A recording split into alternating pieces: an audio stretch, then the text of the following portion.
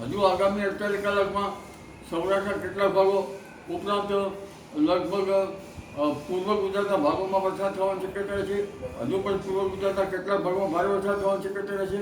આગામી 48 કલાકમાં અમદાવાદ, સાણંદ તેમજ નડિયાદ, વડોદરા, પંચમહાલ અને ઉત્તર ગુજરાતના કેટલાક ભાગમાં ભારે વરસાદ થવાની શક્યતા રહેશે. અમદાવાદમાં કેટલાક ભાગમાં લગભગ આજ બપોર પછી હવામાનમાં પડતો આવે અને 48 કલાકમાં વરસાદ થવાની શક્યતા રહેશે.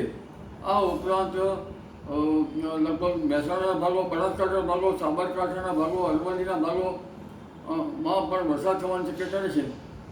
લગભગ 30 ઓક્ટોબર સુધી આ વરસાદ થવાની શક્યતા રહેશે. પશ્ચિમી વિક્ષોભની અસરના કારણે ત્યારબાદ લગભગ ઉત્તર ભારતમાં મહત્તમ ઉષ્ણતા તાપમાનમાં ઘટાડો થશે. કોઈ ભાગમાં 4 ડિગ્રી સેલ્સિયસ જેટલું ઘટી શકે, કોઈ ભાગમાં ઉત્તર ભારતમાં 10 ડિગ્રી સેલ્સિયસ જેટલું મહત્તમ ઉષ્ણતા તાપમાન ઘટતા ઠંડીનો ચમકારો જણાશે. 30 ઓક્ટોબરથી 2 નવેમ્બર સુધીમાં કોઈ ભાગમાં વરસાદ રહેવાની શક્યતા રહેશે. પુનઃ લગભગ તારીખ 4 થી 8 નવેમ્બરમાં પશ્ચિમી વિક્ષોભ આવશે અને નવેમ્બરની શરૂઆતમાં બંગાળ ઉપસાગરમાં હલચલ જોવા મળશે. અરબ સાગરમાં પણ હલચલ જોવા મળશે. દક્ષિણ ભારતમાં ભારે વરસાદ થવાની શક્યતા હતા.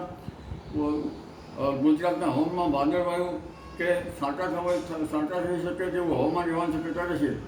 તારીખ 18-11 બાદ વધુ એક ચક્રવાત રહેવાની શક્યતા રહેશે અને તારીખ 18-11થી 15 ડિસેમ્બર વચ્ચે એક માવઠું થવાની શક્યતા રહેશે.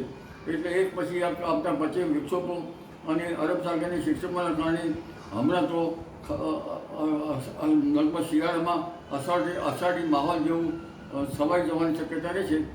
જી.